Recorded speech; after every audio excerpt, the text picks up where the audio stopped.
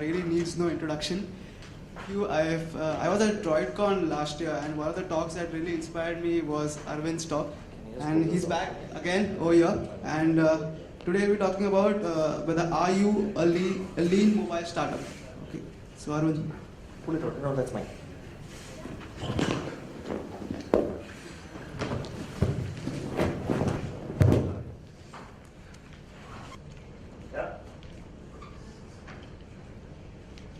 So just want to quickly say hi. Just a quick background about me. You can't see my slides yet, which is a problem.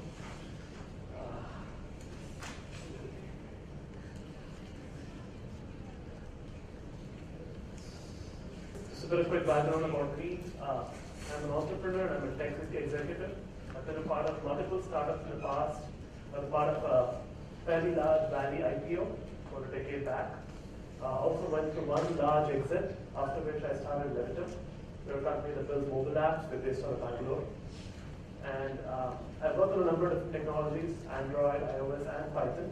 I was straddling all three. But I'm also fairly close to the business side of things and what we build. I've also been the program chair for DroidCon. It's India's largest Android conference. I've been the program chair for the last 3 years. And I've been a part of building two fairly large Android apps.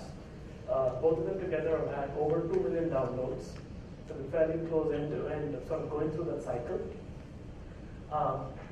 Initially, Pradyut had asked me to come up with a technical talk at today's conference. But one of the things that I wanted to do was talk a little bit more around some experiences that I've seen from interacting with various developers at DroidCon from all across the country, and some observations that I've made, and some perspectives from just how we've incorporated certain lean startup ideas into how we build mobile apps. And so the context around this, right, is, any of you here, and sort of the objective of this whole deck is to get you thinking. Is thinking around why do we do what we do? And starting to ask some of those whys. Some of you in here may be already familiar with Eric Rice and the lean startup approach principles with Steve Blank and customer development. Are these familiar names for you guys here? They are? Cool. How many guys here are from startups? How many people here want to be entrepreneurs at some point? Excellent, that's a great number. So I think you'll definitely have a lot of key takeaways from this lecture today. Here's some stats that just show how much iOS and Android are growing. So the numbers are staggering, right? We've got like over 1 million apps in Google Play at this point. We've had over 5 billion app downloads, 5 billion. That's a phenomenal number. So clearly, right, the app ecosystem is doing amazing at this point. People who are building apps are getting a lot of downloads, right, all around the world. Not true. It's not true. So I want to talk a bit about that. You guys have heard of Flappy Bird, right? Fantastic success story. Now the fact is, not everyone has a flappy ending. The average app that people build, people end up spending 9 to 12 man-months of effort. That's a lot of effort on the average for any of the apps that are out there in Google Play. Now the average app gets less than 1,000 downloads. So you just heard those numbers, right? 50 billion. Now most of those downloads happen for about 1,000 apps that are the top apps in Google Play. But the average app just gets about 1,000 downloads. 22% of all downloaded apps are opened just once. And then people either just ignore them or they remove them from the phone. I mean, I see people nodding there, right? You know what I mean? So, a story that I hear quite often, and I'm just going to hide this, I'm just going to talk through the story and not have you guys read this out. I mean, I'm just going to call this guy Vijay, but it could be any of us. Many people have gone through this experience where you've got this great idea, It hits you and you spend weekends, evenings building it over 3 to 6 months. It's a cool idea, right? You go ahead and build it out, you run it by a few friends, they're like, oh yeah, man, that's awesome. You go ahead and build it out. 3 to 6 months later, you put it out on Google Play, you share it with friends and family, and they're like, oh yeah, this is really nice, I like it. And you start to get a couple of hundred downloads. And then Vijay starts to see that once you get about 400, 500 downloads, things start to taper off a little bit. So his approach to it, you know what, let's add more cool features. He starts to add a few more cool features in there, tries to refine the user experience. And then from there, tries through various channels, he tries to add ads inside the app, tries to add in-app purchase, tries to add a bunch of different things that add so much complexity that the initial set of users start to leave. And at a certain point in time, he just gives up, says, you know what, the app ecosystem is hard, this isn't working out for me, let me try a different idea. And he thinks that he has learned from it. But the hard fact is he has probably learned nothing. And I want to talk a little bit about the challenges here. I'm just going to bring this back so you guys can see the story. It's all written out here. Now this is a familiar story, right? You guys have probably heard of people who have gone in, tried to build apps, they get to a certain point, and then things sort of dwindle. Now the question is, what can we learn from Vijay's story? Right?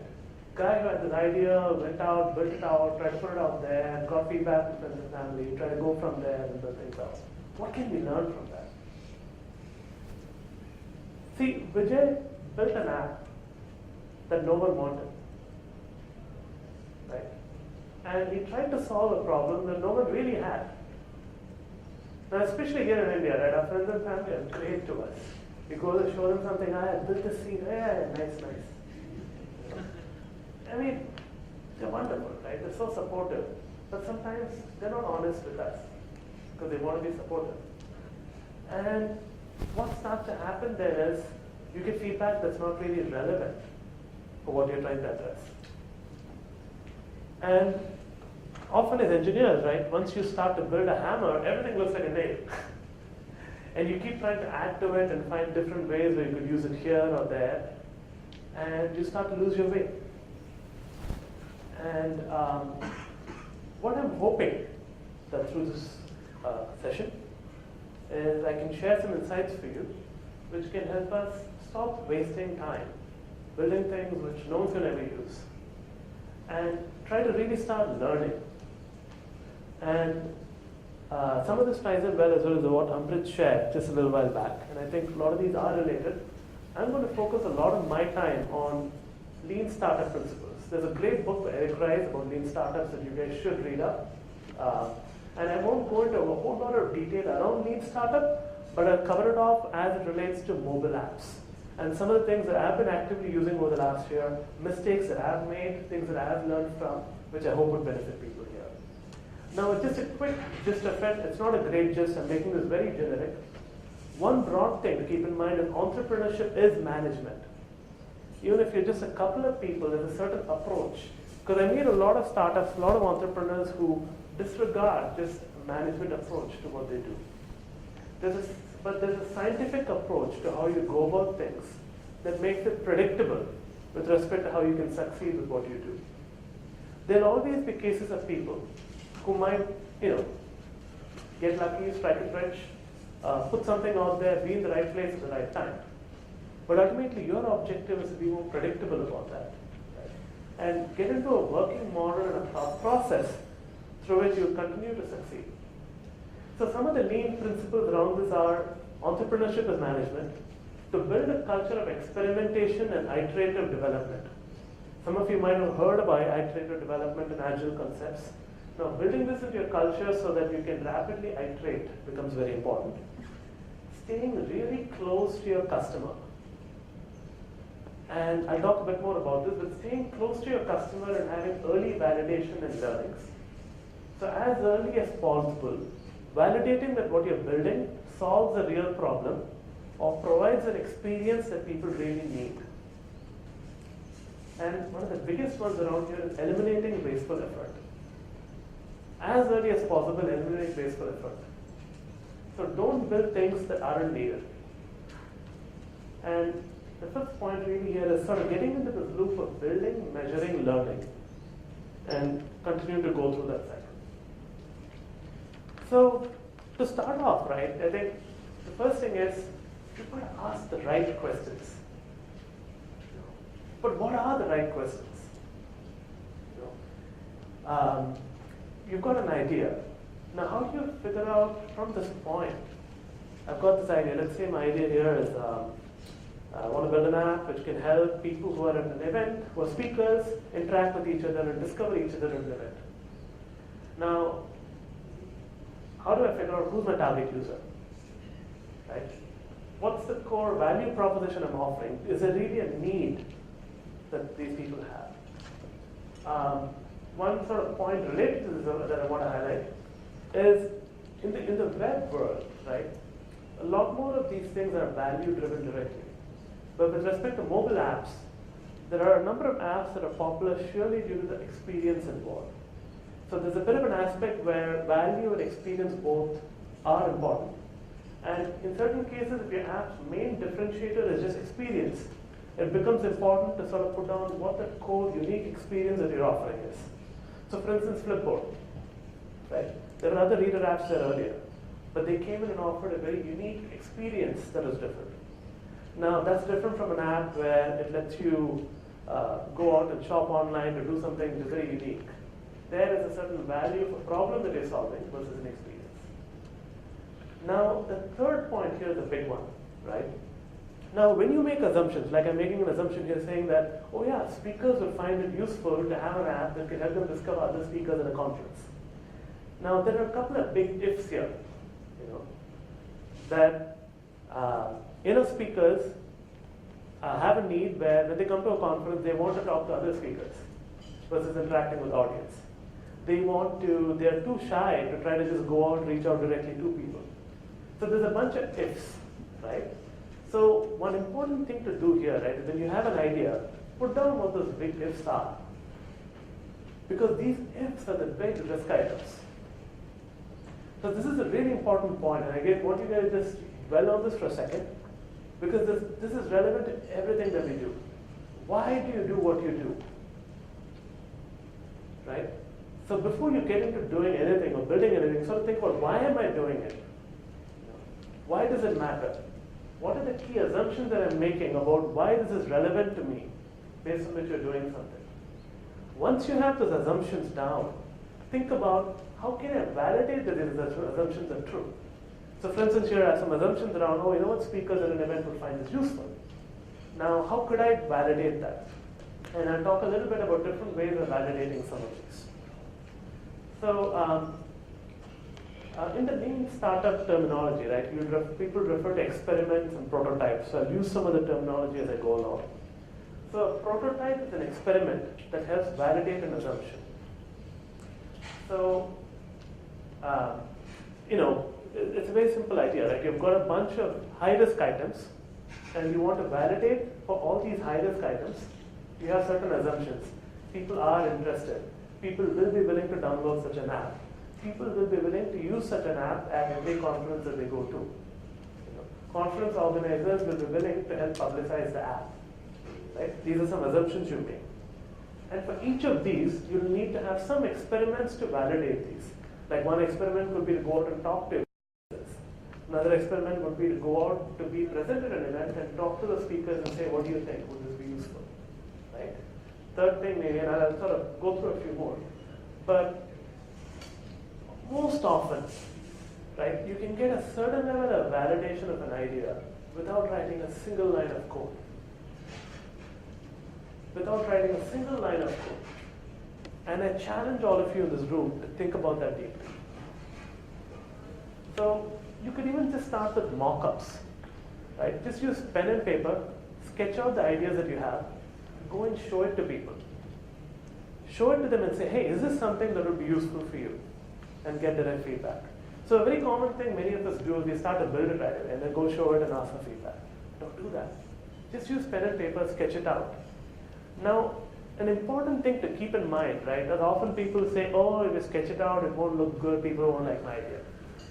Now, it goes back to the point earlier about asking the right questions, right? So it comes down to the question that you ask. If you go and show this to people and say, hey, does this look good? Well, it looks like crap to me, right? But if you ask them the relevant questions about whether this would help solve the problem, is there a need, and try to understand that, you'll get direct feedback about whether what you're building addresses that need. So it's important to separate experience-related feedback from the core value proposition that you have. So if I have an idea here for something to do with events and an app people will use, I might just draw simple mock-ups that show a way in which someone via Twitter, via geolocation, can find other speakers nearby. And I might just mock it up just quickly and go to a conference, show it to 10 other speakers and ask them what they think. As an example, right? Now, the important thing here is separate the experience. If experience is core to what I'm doing, then this needs to be focused on a lot more. But if it's not, you could even do an HTML5 prototype, right? The experience is fairly degraded, the touch may not be great. But if you reach out to early adopters, and I want to talk a bit about this because when you're building something new, really important to figure out who the early adopters in the communities are, right? Because early adopters are willing to work through teething issues. Things could be broken, they'll be crashing. Early adopters will be willing to bear and grin and try it out with you. And reaching out to those early adopters, guys who are the first to go try out the new app that's there, the first guys to download and check out new things, who like to be the first, they're the pioneers. They're the ones who like to share this with others. They like to be the life hackers. They like to be the ones, the Gyanis in the group. Figure out who those guys are. Go after them, talk to them, and they will help you look past experience to validate the core value proposition, as well as to influence some of the others who will then follow. The final point here is to adopt a concierge approach. And I'll give you a story here. This is from the Lean Startup book, about a guy who decided to start a website where he was selling shoes. So this is back in the days when shoes, online sales were not common, right? People went to shops, looked at shoes and bought them. And he had this bright idea, let me sell it online. And it's interesting how he went about it. He adopted a concierge approach. And what does it in effect mean by concierge is he did a lot of the manual work without all the automation and software. Okay. So what he did is he went to a couple of shoe shops in the city, took photos of all the popular shoes, created a simple website where people could place an order online, just with photos of the shoes. He didn't stock up any inventory. Okay? People come and place an order. He then goes to that store, buys that shoe, and delivers it to them. It's a brilliant idea, right? So the key thing here is he got validation for his core hypothesis that people are willing to buy online. There are obviously other issues, right? There will be delays, there will be all other problems. But the key question he was trying to answer is, are people willing to buy online? And he didn't build out the whole site to do it. So the concierge approach is another powerful approach to use. Going back to mockups, right? I just want to share an example of a great app. It's there for both iOS and Android, although this screenshot is iOS. It's a POP app for prototyping. What this lets you do is you can use pen and paper to draw sketches of various screens, take snapshots of each of those, and then it lets you stitch these together with navigation. Like here's an example of a screen where it lets you link one thing to another, and you can essentially create a little navigational hierarchy.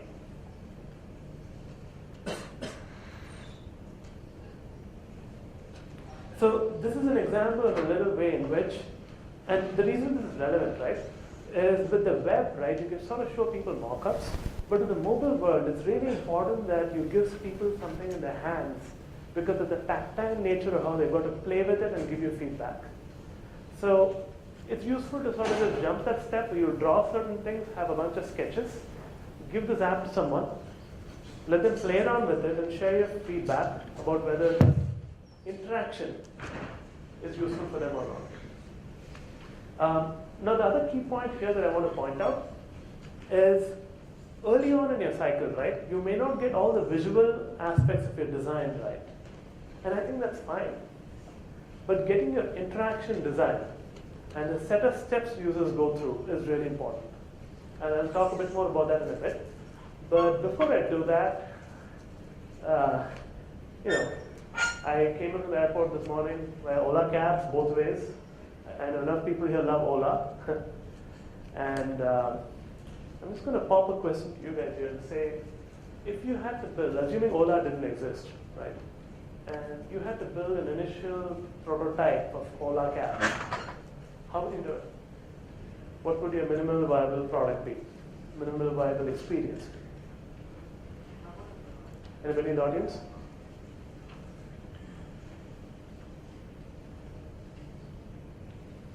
So with as little cost, effort, etc. as possible, how can you validate that people would be willing to book taxis from their phones?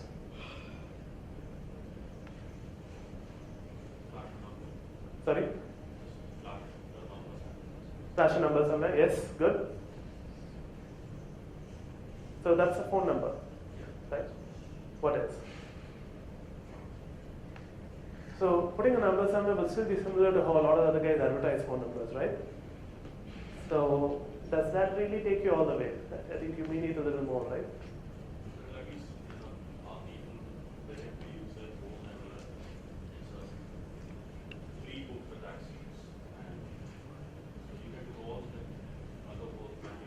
Yeah? Absolutely, exactly. So you could do a lot of the other work manually, right? So even without building out the whole app, you could manually handle some of those parts, right? Put out a phone number, put out something very minimal, you know. It could be even a very light app, or even without an app, like he's saying, even a number. And people would call in, you know, or people would send in some details. And you do the manual work then of calling a couple of taxi guys that you know, get them to go over and pick up the person. And learn through that. So that again, the concierge model that we just spoke about, right? Of then sort of going from there to have them go through the experience and then learn. Now the important thing here, right, is not, is learning from this. It's learning about your users, which is a big piece of it. And I want to dwell for a second on this slide. It says, do things that don't scale. Now I'm sure enough of you have gone to big data conferences, the Fifth Elephant and others, right, where people talk about scaling and big data and all that. It's awesome, right? It's great to scale up. But when you're starting off, right, it's hard.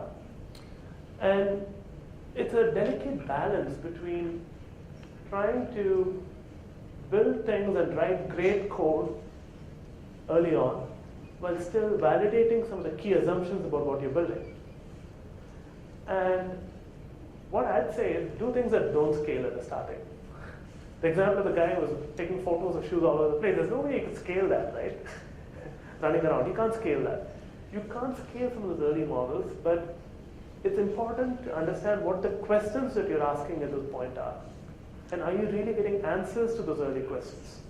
And at the starting, don't worry about scale. You'll hear of enough cases of stories of companies, even Twitter. Twitter had to rebuild their entire infrastructure, right? Don't worry about scale early on. It's counterintuitive, but focus on getting validation for the key relevant points about whether you're solving a problem or creating an experience that people really care about.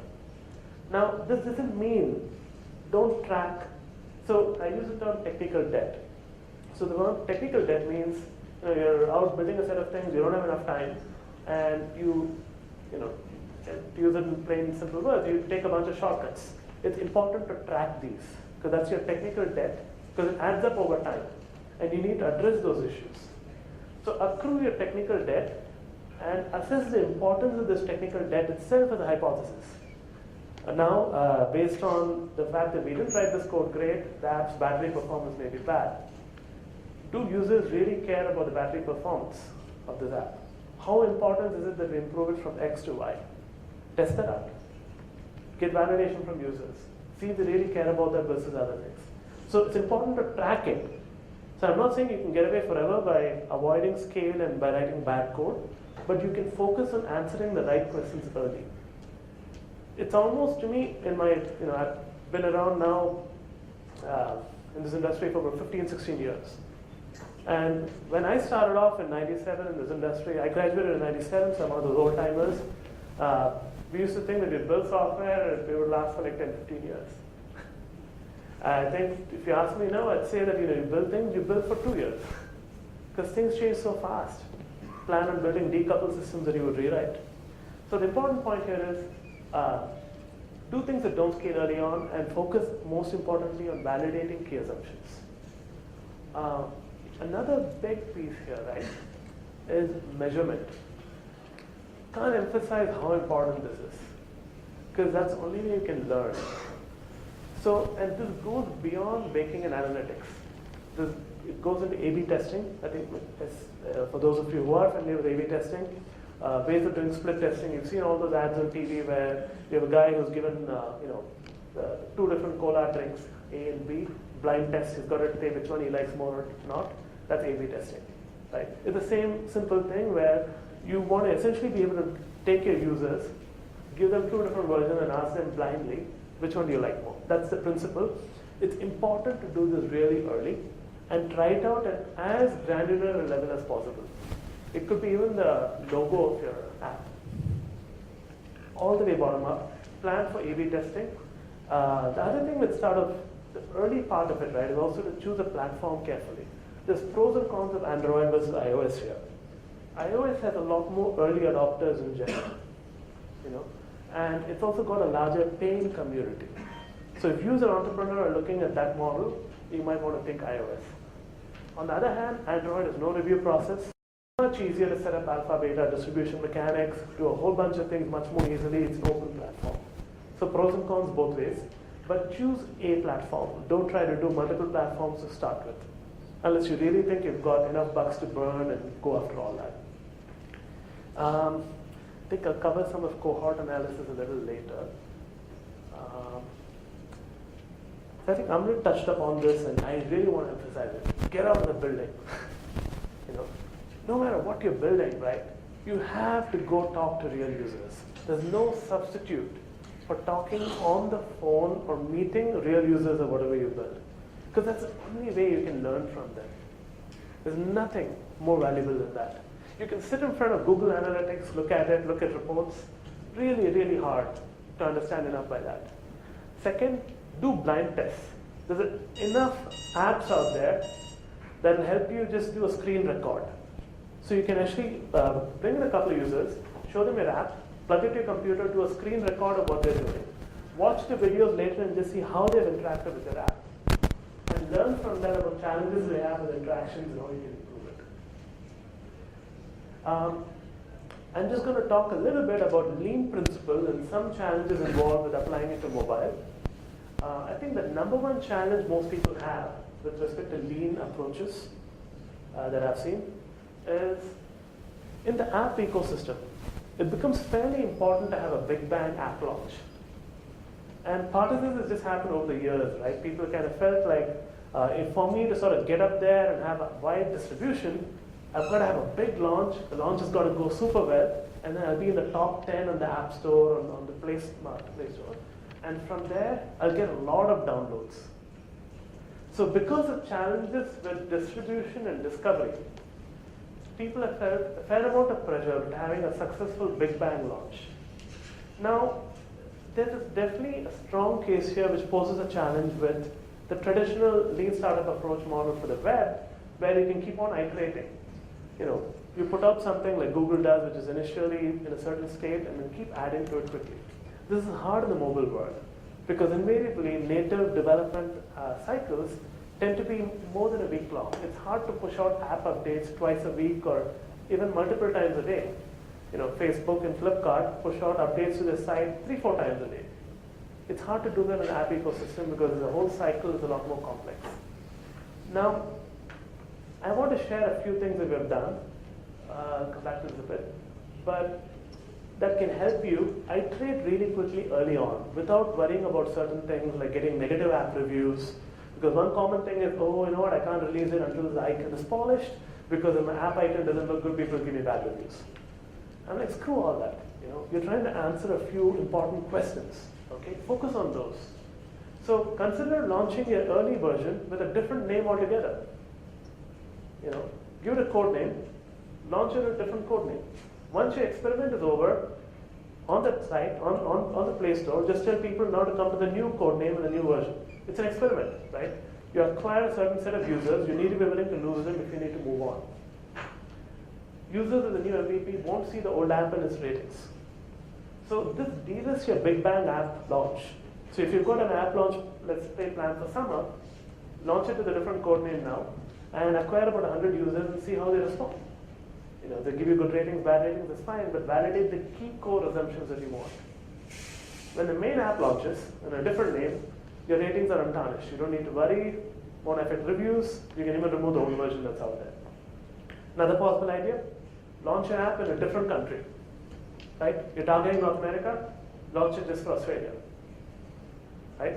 So you're going after the equivalent audience, but not worrying about the broad demographic. It's a different store, ratings are different, and you don't need to worry about it. So there's a couple of different approaches to adapting it to this model. Some of this is a little more detailed and specific to the lean approach. I can delve into that offline for those of you who are following it. So the broad key takeaways: ask the right questions, talk to your users, establish a rapid build, measure, learn loop, with respect to what you build. And this is a really hard one. I mean, sometimes you need to just sort of tell yourself, man, I don't know shit. Be humble, be honest with yourself.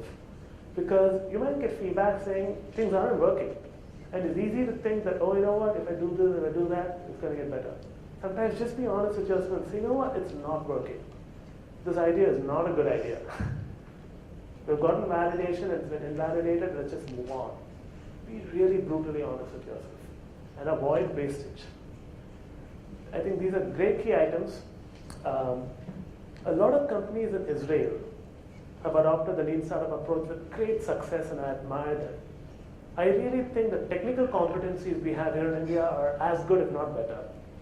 But as a product-centric mindset, to approaching it, to building and ensuring we're solving a real problem, I think we've got some ways to go. I really believe that some of these will help us think through some of that better. Ask why are we doing what we're doing before we do it, and get better from there. We're out of time. I've got a couple of bonus ones. How would you do an MVP for Instagram? How would you do an MVP for Draw Something? We can take that offline if you guys would like to discuss that. But meanwhile, I think we might have time for one or two quick questions. Questions, anyone? Any questions?